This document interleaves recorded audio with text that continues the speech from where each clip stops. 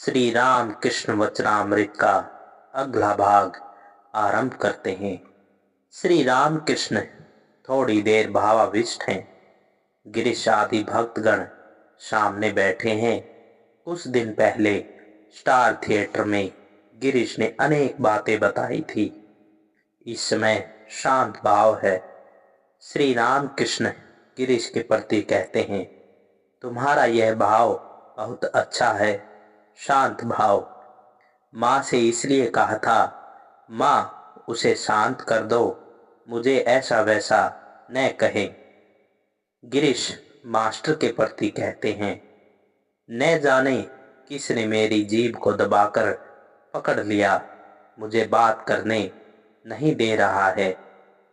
श्री राम कृष्ण अभी भी भावमग्न है। अंतर्मुख भार के व्यक्ति वस्तु धीरे धीरे मानो सभी को भूलते जा रहे हैं। जरा स्वस्थ होकर मन को उतार रहे हैं, भक्तों को फिर देख रहे हैं। श्री राम कृष्ण मास्टर को देखकर ये सब वहां पर जाते हैं तो जाएं, माँ सब कुछ जानती है।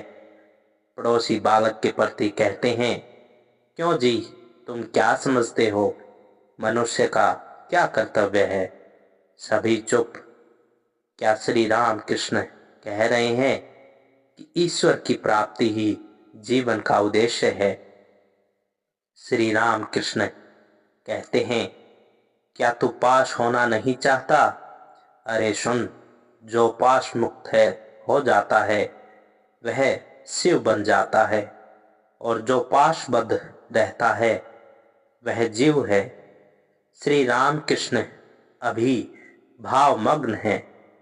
पास ही गिलास में जल रखा था, उन्होंने उसका पान किया और वे अपने आप कह रहे हैं, कहाँ, भाव में तो मैंने जल पी लिया।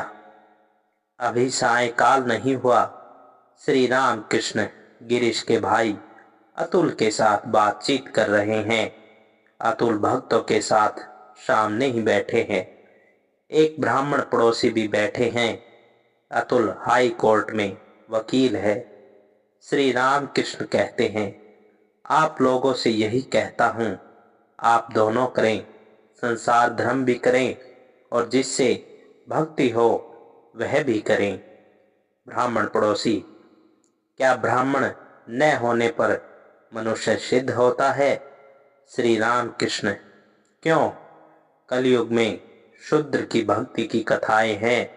शबरी, रैदास, गुहर चंडाल, ये सब। नारायण, ब्राह्मण शूद्र सब एक हैं।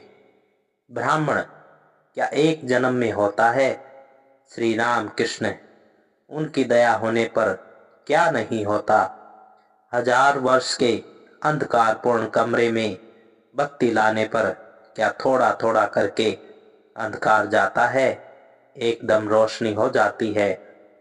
अतुल के प्रति कहते हैं, तेर वैराग्य चाहिए जैसे नंगी तलवार, ऐसा वैराग्य न होने पर 100 जन काले सांप जैसे लगते हैं।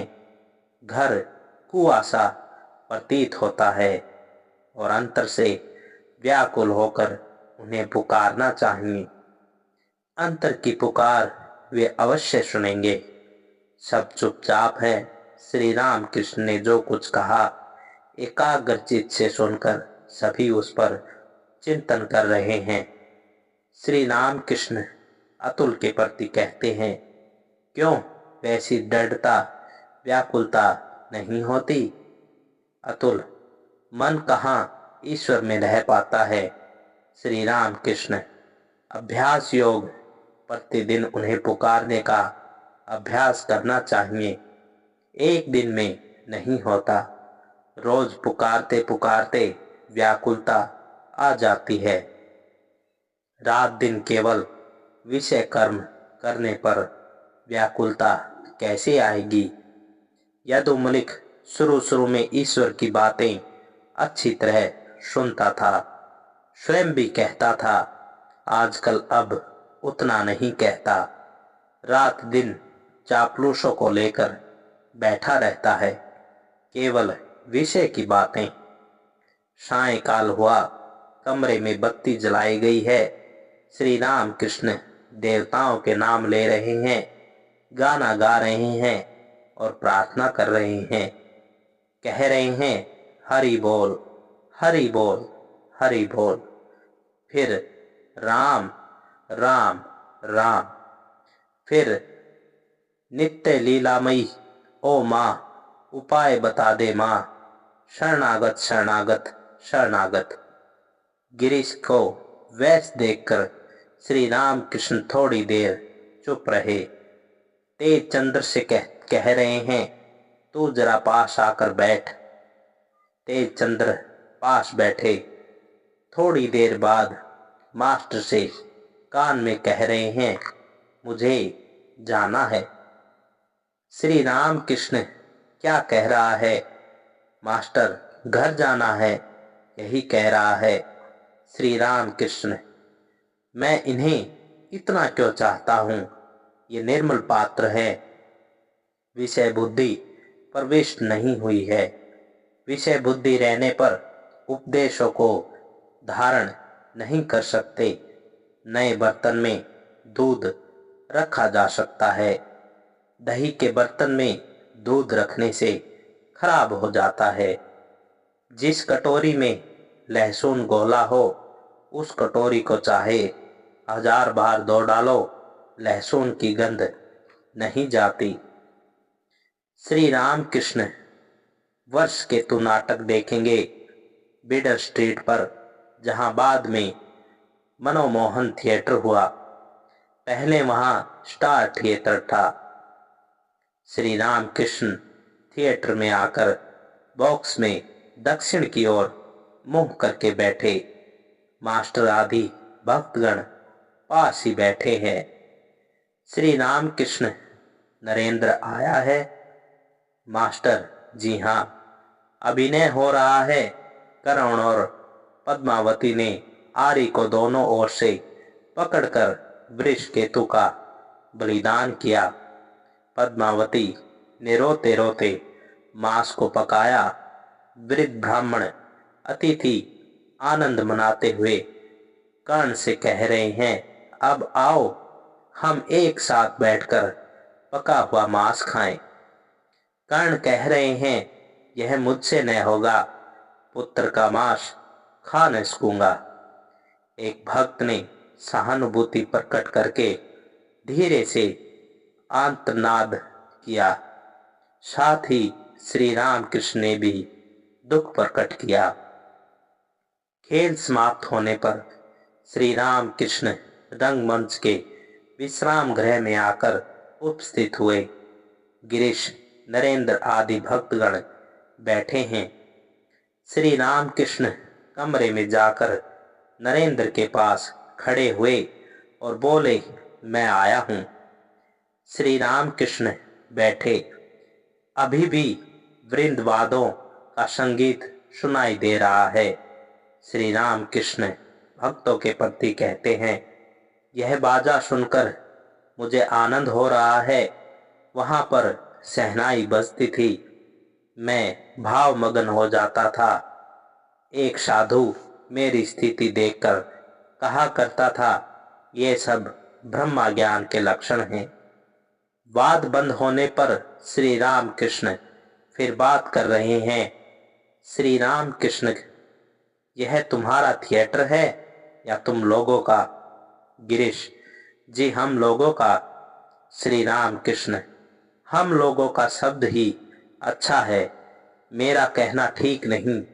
कोई कोई कहता है मैं खुद आया हूं, ये सब बातें हीन बुद्धि अहंकारी लोग कहते हैं।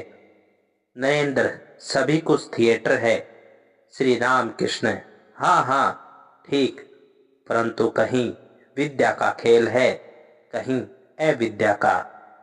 नरेंद्र, सभी विद्या के खेल हैं।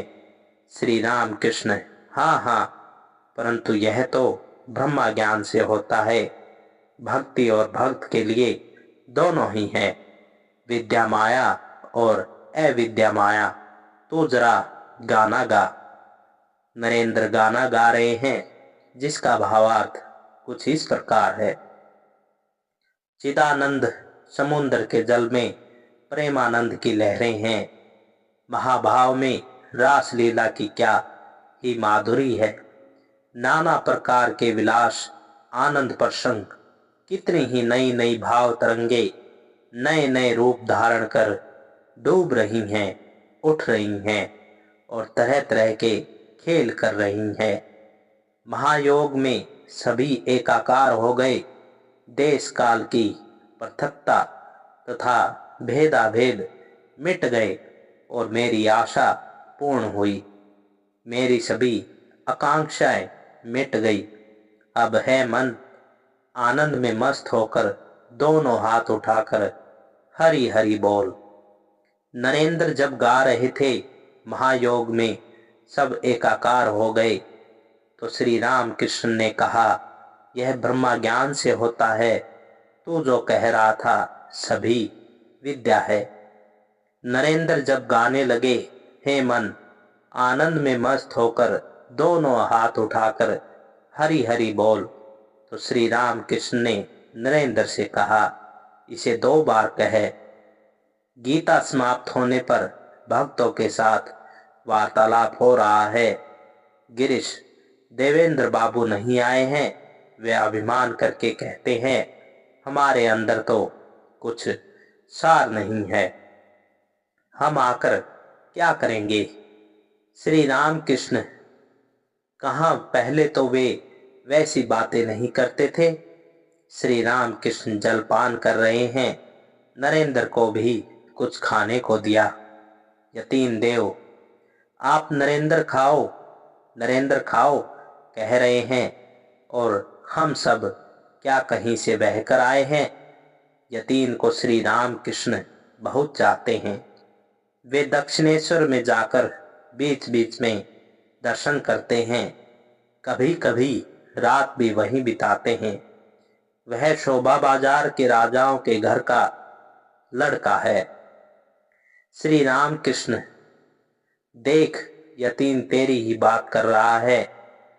श्री राम कृष्ण ने हंसते हंसते यतीन की ठुड्डी पकड़कर प्यार करते हुए कहा, वहां जाना, जाकर खाना, अर्थात दक्षिणेश्वर में जाना। श्री राम कृष्ण फिर विवाह विभ्राट नाटक का अभिनय देखेंगे। बॉक्स में जाकर बैठे नौकरानी की बात सुनकर हंसने लगे। थोड़ी देर सुनकर उनका मन दूसरी ओर गया। मास्टर के साथ धीरे धीरे बात कर रहे हैं। श्री राम कृष्ण मास्टर के प्रति कहते हैं, अच्छा, गिरीश जो कह रहा है अर्थात अवतार, क्या वह सत्य है। मास्टर जी, ठीक बात है, नहीं तो सभी के मन में क्यों लग रही है। श्री राम कृष्ण, देखो अब एक स्थिति आ रही है, पहले की स्थिति उलट गई है। अब धातु की चीजें छू नहीं सकता हूँ। मास्टर विस्मित होके सुन रहे हैं। श्री राम कृष्ण, यह तो नवीन स्थिति है, इसका एक बहुत ही गूढ़ अर्थ है। श्री राम कृष्ण धातु छू नहीं सक रहे हैं। संभव है अवतार माया के ऐश्वर्य का कुछ भी भोग नहीं करते। क्या इसलिए श्री राम कृष्ण ये सब बातें कह रहे हैं। श्री राम कृष्ण, अच्छा, मेरी स्थिति कुछ बदल रही है, देखते हो। मास्टर जी हाँ। श्री राम कृष्ण, कर्म में। मास्टर, अब कर्म बढ़ रहा है, अनेक लोग जान रहे हैं। श्री राम कृष्ण, देख रहे हो, पहले जो कुछ कहता था अब सफल हो रहा है। श्री राम कृष्ण थोड़ी देर चुप रहकर एकाएक कह रहे हैं, अच्छा, पलटू का अच्छा ध्यान क्यों नहीं होता। अब श्री राम कृष्ण के दक्षिणेश्वर जाने की अवस्था हो रही है। श्री राम कृष्ण ने किसी भक्त के पास गिरीश के संबंध में कहा था, पिसे हुए लहसुन की कटोरी को 1000 बार धो, पर लहसुन की गंध क्या संपूर्ण रूप से जाती है? गिरीश ने भी इसलिए मन ही मन प्रेम कोप किया है। जाते समय गिरीश श्री राम कृष्ण के कुछ कह रहे हैं। गिरीश श्री राम कृष्ण के प्रति लहसुन की गंध क्या जाएगी? श्री राम कृष्ण जाएगी। गिरीश तो आप कह रहे हैं जाएगी। श्री राम कृष्ण खूब आग लगा जलाकर लहसुन की कटोरी को उसमें तपा लेने पर फिर गंध नहीं रह जाती, बर्तन मानो नया बन जाता है। जो कहता है मेरा नहीं होगा, उसका नहीं होता। मुक्त अभिमानी मुक्त ही हो जाता है और बद्ध अभिमानी बद्ध ही रह जाता है।